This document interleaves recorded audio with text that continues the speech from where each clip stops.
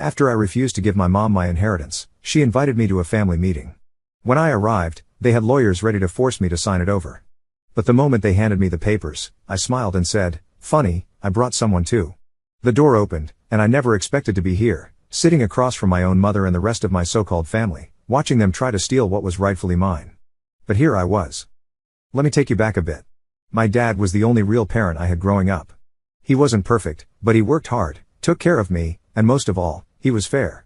My mom, on the other hand, she was selfish, manipulative, and always played the victim.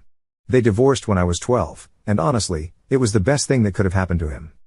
I remember the day he told me they were splitting up.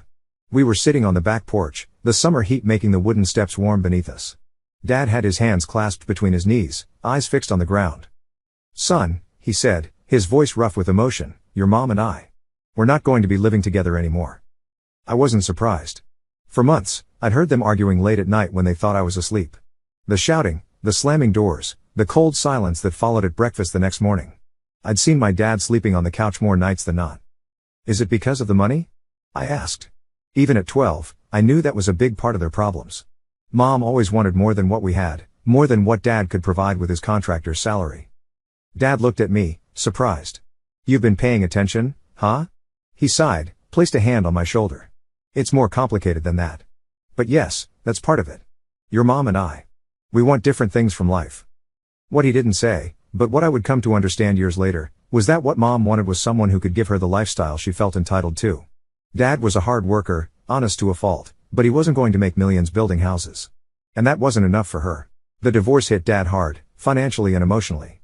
Mom took him for everything she could, demanding alimony that stretched his budget thin. But he never complained, not to me. He worked overtime, took on extra jobs, made sure I never felt the pinch. And when I stayed with him on weekends, he was present in a way he couldn't always be when they were together. We worked on projects in his garage, went fishing at the lake, or just sat watching basketball games, comfortable in each other's silence. At Mom's house, it was different. 6 months after the divorce was finalized, she'd already met Richard, a real estate developer with money to burn. Suddenly she lived in a house 3 times the size of our old one, drove a luxury car, and took vacations to places Dad and I could only see on TV. My half-siblings came along a few years later, first Emily, then Tyler, and they became the center of Mom's universe. Perfect children for her perfect new life. I watched as Mom transformed herself to fit Richard's world. Her hair got blonder, her clothes more expensive, her laugh higher and more affected. She encouraged me to call Richard Dad and looked disappointed when I refused. Around him and his friends, she acted like her life began when they met, as if the 15 years she spent with my father were just an unfortunate detour. "Honey," she'd say when I brought up a memory from before, "that was a different time. We've moved on." But Dad never asked me to forget her or to choose sides. "She's still your mother," he'd say whenever I complained about her. "You can be angry with her, that's your right. But don't let that anger eat you up." That was Dad all over, always thinking about what was best for me, even when it meant being gracious to someone who had hurt him deeply. When Dad passed away last year, it was a sudden heart attack. No warning. One day, we were talking about finally going on that fishing trip to Canada, and the next, I was picking out his casket. It wrecked me. But what came after? That was almost worse. His will was clear. Everything was left to me. The house, the savings, the investments, everything. He had made sure of it because he knew what my mom was like. He even told me once, "She'll come after it, son. Be ready." I thought I was, but I underestimated just how low she would go. Not even a week after the funeral, she started calling. At first, it was the fake concern. "How are you holding up, sweetheart?" Then it turned into guilt-tripping. "You know, if it weren't for me, you wouldn't have had the life your father gave you." And finally, straight-up demands, "You need to do the right thing and split it with your family." By family, she meant herself, her husband, who she married 2 years after leaving Dad, and their 2 golden children, my half-siblings. People who barely spoke to my dad. People who never lifted a finger to help him even when he was in the hospital. I told her no over and over. That's when things got ugly. She started showing up at my house unannounced, banging on the door. I remember one evening particularly well. I had just gotten home from work, bone-tired after a 10-hour shift. All I wanted was a shower and some peace. Instead, I found my mother standing on my front step, her Mercedes parked in my driveway, blocking my car. "We need to talk," she said, pushing past me before I could stop her. She was wearing one of her designer outfits, something cashmere and cream colored that probably cost more than my monthly rent. Her hair was perfectly styled, her makeup flawless, but her eyes were hard and calculating. "Mom, I'm tired. Can we do this another time?" She ignored me, pacing my small living room like a caged animal. This has gone on long enough, don't you think? It's been 3 weeks since the funeral. Time to be reasonable. Reasonable? I echoed, feeling my temper rise. Like you were reasonable during the divorce? Taking everything you could from Dad? Her face hardened. That's ancient history. This is about now, about what's fair. Fair would have been you and your perfect new family visiting Dad in the hospital when he had his first heart scare last year. Fair would have been returning his calls on his birthday. Fair would have been showing him an ounce of respect after everything he did for you. She flinched, just slightly, then recovered. Your father made his choices, and I made mine. That's water under the bridge. But this inheritance? That affects all of us. No, I said firmly. It affects me. Dad left it to me because he wanted me to have it. End of story. Her expression changed then, softened into something that might have looked like genuine concern to someone who didn't know her. Honey, I'm worried about you. All that money, all at once. It's a lot of responsibility. You're young, you could make mistakes. I almost laughed. I'm 32, Mom. Not exactly a kid. You'll always be my baby, she said, reaching out to touch my cheek. I stepped back, and something flashed in her eyes, anger, frustration, I couldn't tell. Think about what your father would want. He'd want you to share with your siblings. No, he wouldn't, I said flatly. He would want exactly what he put in his will. For me to have what he worked for. What he saved for. What he planned for. Her face went cold then, all pretense gone. You always were stubborn, just like him. Fine. Do what you want. But remember, family is forever. You're choosing money over blood right now. That's rich, coming from you, I replied, walking to the door and holding it open. Wasn't that exactly what you did when you left? She stormed out without another word, but I knew it wasn't over. My mother never gave up easily, especially when money was involved. When I stopped answering her calls, she had my half-sister leave long, dramatic voicemails about how I was tearing this family apart. Then came the threats. She claimed she would contest the will, that she would drag this through the courts for years. I held my ground. Then out of nowhere, I got an invitation to a family meeting. That should have been my first red flag. My family never met for anything unless it was to cause drama, but something about it felt different. The wording was off, too formal. I almost didn't go. But then, something in my gut told me I needed to see what they were up to. The invitation came on thick cream stationery, the kind you'd use for a wedding announcement. The Hanson family requests your presence for an important family discussion, it read, followed by a date, time, and my mother's address. At the bottom, in smaller print, regarding the estate of William Jensen. Using my father's full name like that, so impersonal, made my blood boil. To them, he wasn't a person, he was an estate, a collection of assets they felt entitled to. I called my best friend, Mike, that night. We'd been close since college, and he'd been a rock through Dad's death and everything after. They're planning something, I told him, pacing my apartment. I can feel it. So don't go, Mike said simply. You don't owe them anything. But if I don't show up, I'll never know what they're trying to pull. Mike was quiet for a moment. Then go, but be prepared. And maybe bring backup. That got me thinking. Dad had always trusted his lawyer, a straight-talking woman named Patricia Ramirez who'd helped him set up his will and handled his business affairs for years. I'd met with her after Dad died, and she'd been clear about everything. The will was solid, my mother had no claims, all the paperwork was in order. I called Patricia the next morning and explained the situation. She listened without interrupting, then said, "This sounds like an ambush. If you're going, I'm coming with you. But don't say anything about me beforehand." You think they're that serious? I asked, surprised by her immediate offer to help. Your father was very clear about his wishes, she replied. He also warned me about your mother. Said she'd try something like this if he died first. I promised him I'd make sure his will was respected. The day of the meeting, I felt sick to my stomach. Patricia and I agreed to arrive separately, me right on time, her a few minutes later, once the meeting had started. As I drove to my mother's house, memories flooded back. The few awkward holidays I'd spent there as a teenager. The way Richard would talk down to Dad when they had to interact for school events. The constant comparisons between me and my half-siblings. I parked on the street rather than in the driveway, giving myself an easy exit. Taking a deep breath, I walked up to the house I'd never felt welcome in and rang the doorbell. When I walked into my mom's house that day, I knew immediately that I had walked into an ambush. The living room had been set up like some kind of courtroom. My mom sat in the center next to her husband, smug as ever. My half-siblings were there too, looking way too pleased with themselves. And then there were the two men in suits. Lawyers. I didn't even get a hello. One of the lawyers stood up and said, "We're here to discuss the proper distribution of your father's assets." I almost left. Proper distribution? He handed me a thick stack of papers. This is a revised agreement.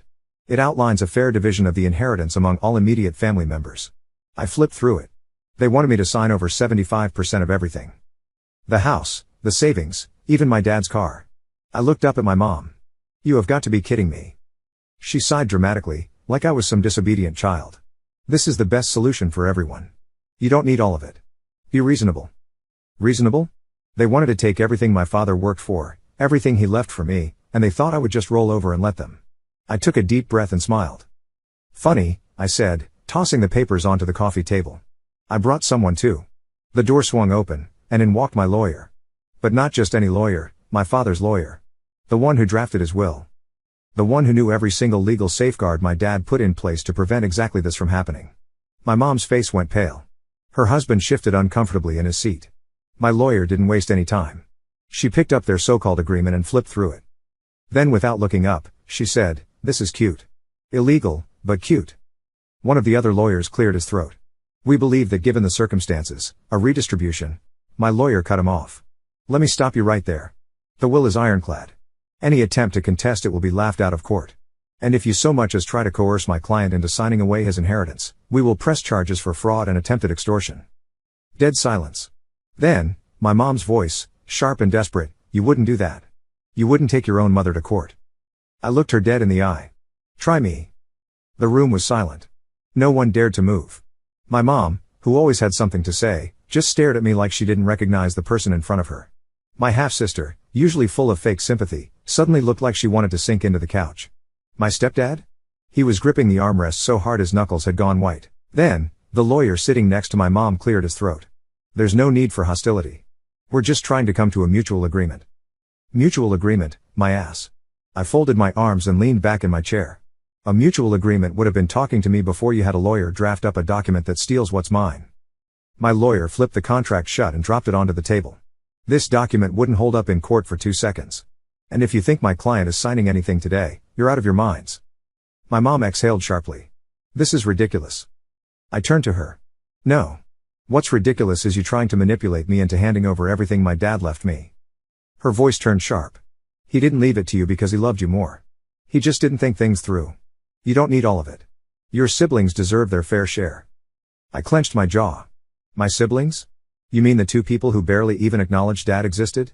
The ones who never visited him in the hospital, never called him on his birthday, never lifted a finger when he was sick? They don't deserve a damn thing. My half-brother, who had been sitting quietly in the corner this whole time, suddenly snapped, "That's not fair. We weren't close to him because he never tried with us. He always favored you." I turned to face him. "You mean the man you called a washed-up loser the last time he asked you to come over for Christmas? That man?" He turned red but said nothing. Then, my stepdad, who had been silent up until now, leaned forward. "Listen, son." I cut him off. "Don't call me that." His face darkened, but he forced a fake smile. "All right. Look. We can all sit here and argue, or we can find a way to make this work for everyone." My lawyer smirked. "Oh, we have found a way to make this work. It's called following the will." Then my lawyer reached into her briefcase and pulled out a folder. She slid it across the table toward my mom's lawyer. "That contains a full legal breakdown of the will, copies of my client's rights, and a cease and desist order. If you or your clients continue harassing my client for money, we will pursue legal action." My mom's lawyer flipped through the pages, his face growing more serious by the second. That's when my mom snapped. She stood up so fast her chair nearly tipped over. "You would do this to your own family?" I looked up at her. "You stopped being my family the moment you tried to steal from me." Her hands curled into fists. "You think you're so much better than us, don't you?" I just stared at her. And then she did something that made my blood run cold. She smiled. Not a normal smile. A calculated one. She sat back down, smoothed out her blouse, and sighed. "All right. Fine." She gestured at her lawyer. "We won't fight it." That was too easy. Way too easy. My lawyer must have sensed it too because she narrowed her eyes. "Good. Then we'll be taking our leave." We gathered our things and walked to the door. But just as I stepped out, my mom called after me. "Take care of that house, sweetheart." I paused, turned back. Her smile was still there. You never know when accidents can happen. The hairs on the back of my neck stood up. I didn't say anything, just walked out. But as I drove home, her words echoed in my head. Something wasn't right, and I was about to find out just how far my mother was willing to go. In the car, Patricia looked over at me, concern etched on her face. That was a threat, she said bluntly. You heard it too, right? I nodded, my hands tight on the steering wheel. She's never been one to lose gracefully. Document everything from now on, Patricia advised. Any calls, texts, emails, save them all. If she shows up at your place, record it. If anything happens to the house or your property, report it immediately. You think she'd actually do something? I asked, though I already knew the answer. Patricia's expression was grim. Your father thought so. That's why he made sure the will was airtight. He was protecting you, even after he was gone. That night, I sat in my apartment surrounded by Dad's papers, insurance policies, bank statements, property deeds. Everything was in order, just as he'd left it. I found myself looking at a photo of us from my college graduation. Dad standing tall and proud in his best suit, arm around my shoulders, beaming at the camera. Mom hadn't bothered to show up that day, claiming Emily had a dance recital she couldn't miss. I'll make you proud, Dad, I whispered to the photo. I won't let them take what you built. I barely slept that night. My mom's words kept replaying in my head. Take care of that house, sweetheart. You never know when accidents can happen. It wasn't just a comment. It was a threat. I tried to shake it off. Maybe she was just being dramatic, trying to scare me into second-guessing my decision. But something in her eyes told me otherwise. The next morning, I went to check on the house. I hadn't moved in yet, too many memories, but I planned to eventually. It was still my dad's place, and the thought of someone else living there felt wrong. I pulled into the driveway and immediately felt my stomach drop. The front door was wide open. I knew for a fact I had locked it. I stepped inside, my heart pounding. The house had been trashed. Couch cushions slashed open. Drawers pulled out and dumped onto the floor. My dad's framed photo shattered. And in the middle of the living room, written in red spray paint across the wall, was one word: thief. I clenched my fists. I didn't even have to guess who was behind this. I pulled out my phone and called the cops. While waiting, I checked the rest of the house. The damage was bad, but nothing seemed stolen. This wasn't a robbery. It was a message. Walking through the wreckage of Dad's home felt like a second loss. Every broken picture frame, every slashed cushion, every upended drawer was a violation. In his bedroom, I found the closet ransacked, his clothes thrown on the floor, some of them cut to pieces. His toolbox in the garage had been emptied, hammers and screwdrivers scattered across the concrete. Even the garden shed hadn't escaped, bags of soil had been ripped open, plant pots smashed. But it was the kitchen that hit me hardest. The old oak table where we'd eaten countless meals together lay on its side, one leg broken off. And the refrigerator door stood open, the family photos and notes that had been held by magnets now torn to confetti on the linoleum floor.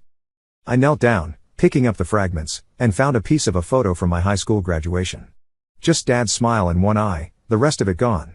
That's when I felt the tears come, hot and sudden. I wasn't just crying for the damage.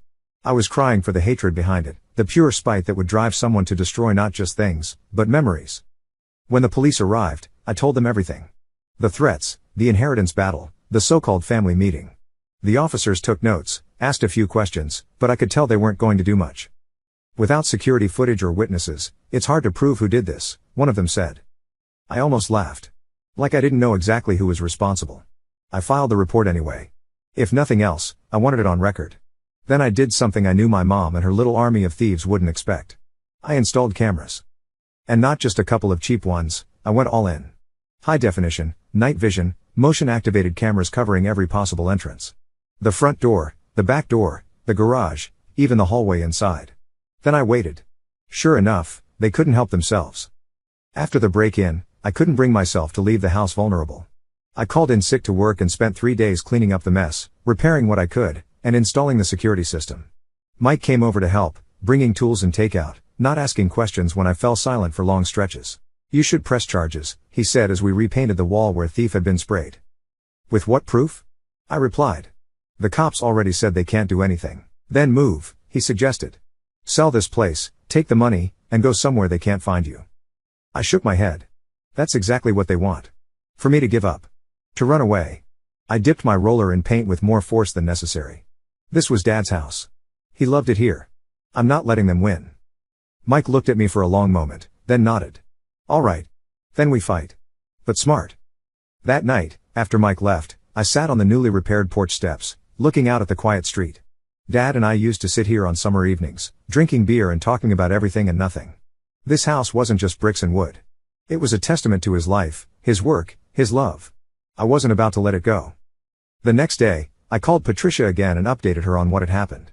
She wasn't surprised but was clearly alarmed. This is escalating, she said gravely.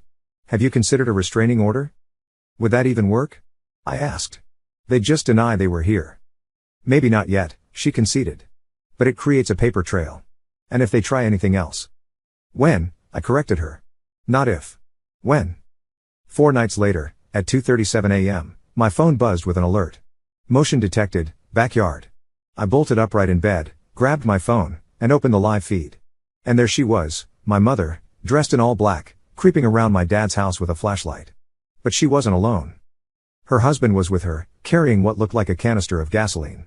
I felt my blood turn to ice. I hit record on the camera feed and called 911. 911? What's your emergency? My mother and her husband are trying to burn down my house. The dispatcher asked for details, but I barely heard her. I was too busy watching in shock as my own mother handed her husband a lighter. Then, the sirens started. They must have heard them too because suddenly, they panicked. My mom yanked the canister from his hands, and they both took off running toward the street. But it was too late. The cops got there before they could escape. I watched through the camera as my mom screamed at the officers, trying to spin some story about how they were just checking on the property. But the gasoline in her hand said otherwise. And when the officers checked the canister, confirming it was full of fuel, that was it. They were arrested on the spot. I drove straight there, arriving just as they were being shoved into the back of the squad car. My mom saw me and started screaming. You set me up. You did this to me. I stared at her, my jaw clenched so tight I thought my teeth might crack. No, Mom, I said, my voice calm. You did this to yourself. She lunged forward, but the cops held her back. That was the last time I saw her face to face. But the story wasn't over. Because what happened next? That was the real twist. The cops took my mother and her husband to jail that night. I stood there in the cold watching as the flashing red and blue lights reflected off the pavement. My hands were still shaking, not from fear but from anger. They had planned to burn my house down. My dad's house. And for what? Spite? Revenge? Or just plain greed? Whatever the reason, I was done. Done giving them chances. Done hoping they'd do the right thing. Done letting them walk all over me like I was still some dumb kid. This time, they were going to face real consequences. The fallout the next few days were a blur of police reports, lawyer meetings, and court documents. My mother was charged with attempted arson and conspiracy to commit a felony. Her husband got hit with the same. And because my security cameras had caught everything in high definition, their lawyers didn't have much to work with. The best part? Since she was already on thin ice with debt collectors and had a history of financial trouble, the judge denied her bail. She had to sit in jail until her trial. My half-siblings, the 2 entitled brats who thought they deserved a cut of my inheritance, tried to distance themselves. My half-sister left me a long, tearful voicemail about how she had no idea Mom was going to do something so crazy and that she hoped we could still be family. I didn't respond. My half-brother, the one who called my dad a washed-up loser, sent a short text. Hey, man. I didn't know about this. Hope you are okay. I left him on read. They might not have been part of the arson attempt, but they sure as hell knew what my mom was capable of. They were more than happy to help pressure me into giving up my inheritance, but the second things got real, they ran. Not my problem. The trial, it took about 6 months for the case to go to court. My mother tried everything to get out of it. She claimed she had no idea there was gasoline in the canister, that she was just checking on the house because she was worried about me. Then she switched tactics, claimed I set her up, that I had lured her there and planted evidence to make it look like arson. That theory fell apart when the prosecutor played the security footage for the jury. There she was, plain as day, holding a flashlight, pointing where her husband should pour the gasoline. There he was, pulling a lighter from his pocket. The jury took less than 2 hours to reach a verdict. Guilty. She was sentenced to 10 years in prison. Her husband got 12 since he was the one actually holding the lighter. They both tried to appeal. They lost. Justice served. With him gone, I finally had peace. No more threats. No more late-night calls. No more stress. I kept the house, fixed up the damage, replaced the broken photos of my dad. I even framed a copy of the cease and desist order my lawyer sent them, just as a reminder of how far they went and how much they lost. As for my half-siblings, I never spoke to them again. Last I heard, my half-sister was drowning in credit card debt, and my half-brother was bouncing between jobs, still blaming everyone else for his problems. Not my concern. They made their choices, just like my mother did. And in the end, they all got exactly what they deserved. After everything settled, I finally moved into Dad's house. Our house now. It felt right, continuing what he started. Every morning, I have coffee on the porch where we used to sit. Every evening, I work in his garage, finishing projects he never got to complete. It's not the life I expected, but it's the one I'm building, brick by brick, memory by memory. Sometimes I wonder what would have happened if Mom had just been decent. If she'd respected Dad's wishes. If she'd acted like family instead of a vulture circling his legacy. But then I remember what Dad always said, you can't control what others do, son. Only how you respond. I like to think I responded the way he would have wanted. Standing my ground. Protecting what he built. And most importantly, not letting bitterness consume me the way it consumed her. Patricia still checks in now and then. Your father would be proud, she told me the last time we spoke. I think she's right. As for the inheritance, I've invested most of it, just like Dad would have. Some went to charity, causes he believed in. The rest is for the future, maybe a family of my own someday. A family built on love and respect, not greed and entitlement. That's the real legacy Dad left me. Not the money or the house, but the example of how to live with integrity, even when it's hard. Especially when it's hard. And that's worth more than anything my mother ever tried to steal.